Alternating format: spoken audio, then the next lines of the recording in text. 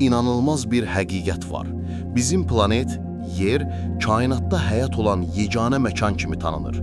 Bütün texnologiyamız, bütün araşdırmalarımıza baxmayaraq, hələlik başqa heç yerdə həyat tapmamışıq.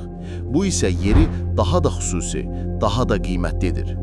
Amma bəzən biz bu möcüzəni görmürük. Yer, Günəş sistemində yaşanıla bilər zona adlanan bölgədə yerləşir. Bu zonada nə çox isti, nə də çox soyuqdur. Əgər yer biraz daha Günəşə yaxın olsaydı, bütün okeanlar qaynar qaz halına gələrdi. Biraz uzaq olsaydı, bütün planet buzla örtülərdi. Biz isə elə bir nöqtədəyik ki, həyat üçün ideal şərait yaranıb. Bu, təsadüf ola bilərmi? Yoxsa möhtəşəm bir dizaynın nəticəsidir? Yerin 70%-i su ilə örtülüb. Amma bu suyun yalnız kiçik bir hissəsi içməyə yararlıdır. İnsanların istifadə etdiyi təmiz su, bütün su ehtiyatının cəmi 3%-ni təşkil edir. Yəni, göründüyü qədər zəngin deyil və biz hər gün bu kiçik payı daha da çirkləndiririk, tükəndiririk. Əgər diqqət etməsək, gələcək nəsillər susuz qala bilər. Yer daim hərəkətdədir. Biz saniyədə təxminən 30 kilometr sürətlə Günəşin ətrafında dövr edirik. Hər 24 saatda öz oxu ətrafında fırlanırıq. Bu da gecə və gündüzü yaradır.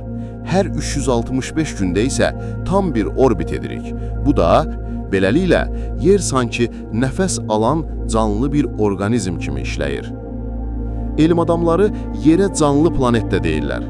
Çünki o, özünü daim balansda saxlamağa çalışır. Vulkanlar püskürür, zənzərələr olur. Amma bütün bunlar təbiətin tarazlıq mexanizmidir. Bu proseslər olmasa, yer uzun müddət yaşanmaz hala gələ bilərdi. Amma insan fəaliyyəti bu tarazlığı pozur. Meşələrin kəsilməsi, çirklənmə, iqlim dəyişikliyi, bunlar yeri zəiflədir. Hər il minlərlə canlı növü yox olur. Bu isə ekosistemin zəifləməsi deməkdir. Əslində insan öz evini məhv edir. Kosmosdan yerə baxanda isə hər şey fərqli görünür. Astronotlar deyirlər ki, kosmosdan baxanda yer mavi bir incidir. O, qaranlıq kainatın ortasında parıldayan kiçik bir işıq topuna bənzəyir. Bütün müharibələr, bütün problemlər bu kiçik mavi nöqtənin üzərində baş verir və o qədər də kövrəkdir ki, sanki bir anda yox ola bilər. Maraqlısı budur ki, yer hələ də tam öyrənilməyib. Okeanların 80%-dən çoxu insanlıq üçün hələ də sirlərlə doludur.